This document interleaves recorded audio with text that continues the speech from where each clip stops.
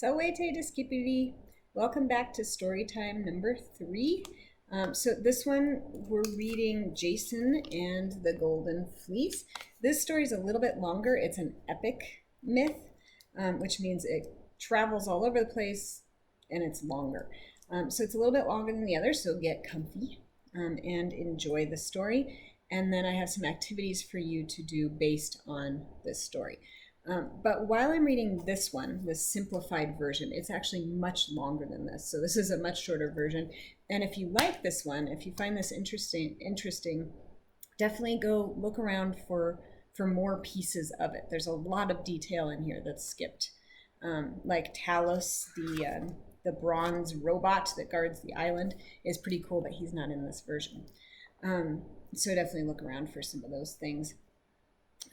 As I am reading, what I want you to pay attention to is the actions of the humans versus the actions of the gods. So you might make a thinking map, or you can make like a bullet point list. What are the things that the humans do, the major actions done by humans versus major actions by gods? Okay, and what can the humans do without the gods, but what do the gods do that the humans can't do without? All right, here's the story.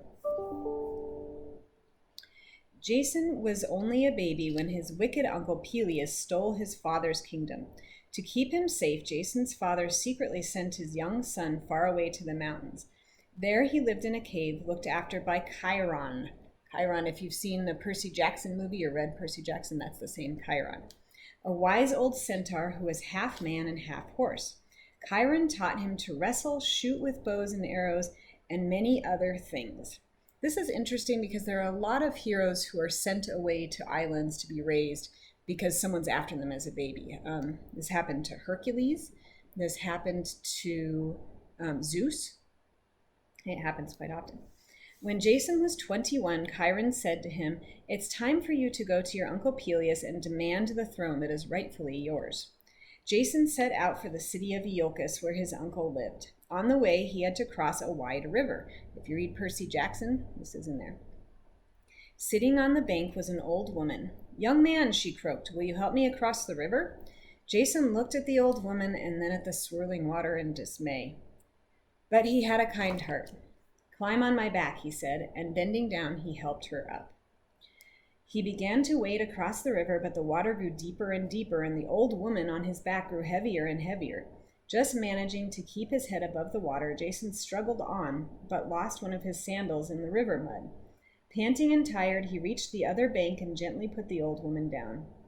"Continue your journey, and one day you will be a great hero," she said. Just as Jason was going to ask her what she meant, she vanished. He didn't realize that she was the goddess Hera. Panting and tired, he reached the other bank and gently put the old woman down. After a rest, Jason walked on, and after many days reached the city of Iolcus.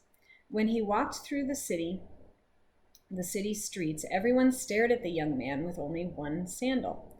He strode on straight to Peleus's palace. His uncle was terrified because he had been warned that one day a man with one sandal would come and take his throne. "I know who you are and why you have come," Peleus said to Jason. "You may have the throne if you bring me the golden fleece from Colchis." Peleus was certain Jason would never succeed. He knew the journey was very long and very dangerous, and that the golden fleece was guarded by a fierce serpent that never ever closed its golden eyes.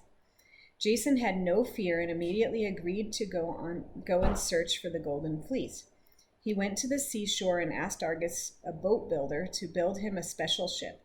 When it was finished, Jason called it the Argo. It was beautiful, long, fast, and sleek, with oars and a stout mast and one huge sail. As Jason stood looking at it, the goddess Athena suddenly appeared in front of him. She handed him an oak branch. "Take this, it will protect your ship." Jason was pleased and thanked her. Then he carefully fastened the oak branch to the front of the Argo. So we've seen Hera and Athena now. The Argo set sail. When news of Jason's voyage spread, princes, brave adventurers, and sons of gods and many others wanted to join the crew.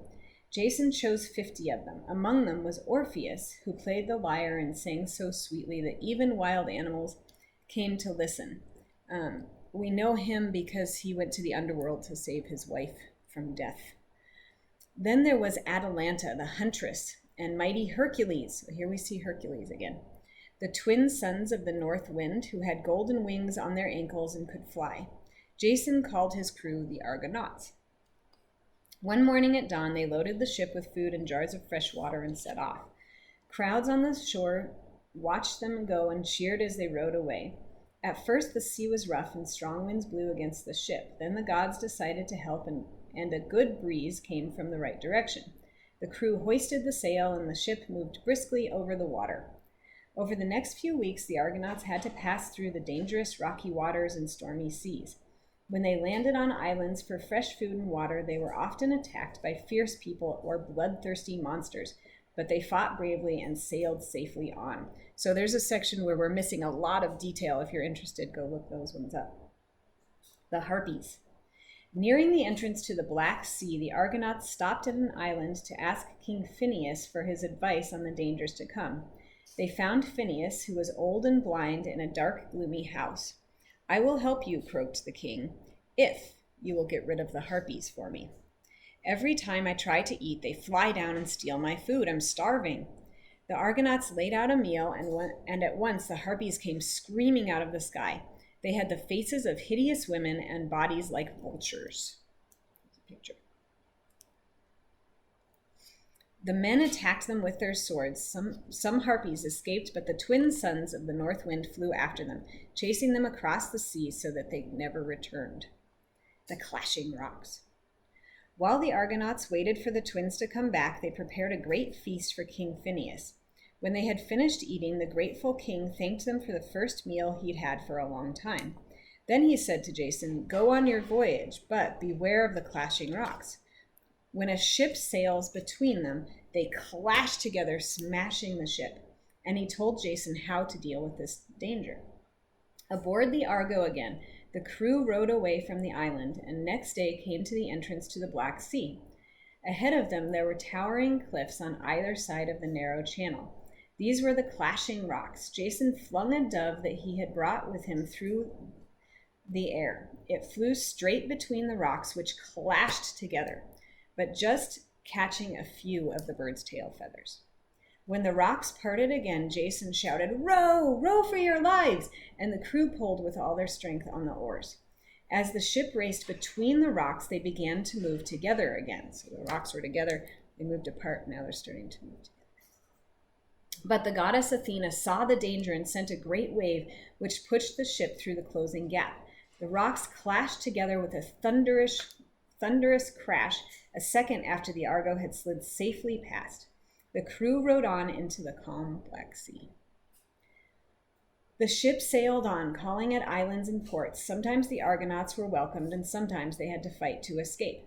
At last they reached the river which led to Colchis and moored for the night.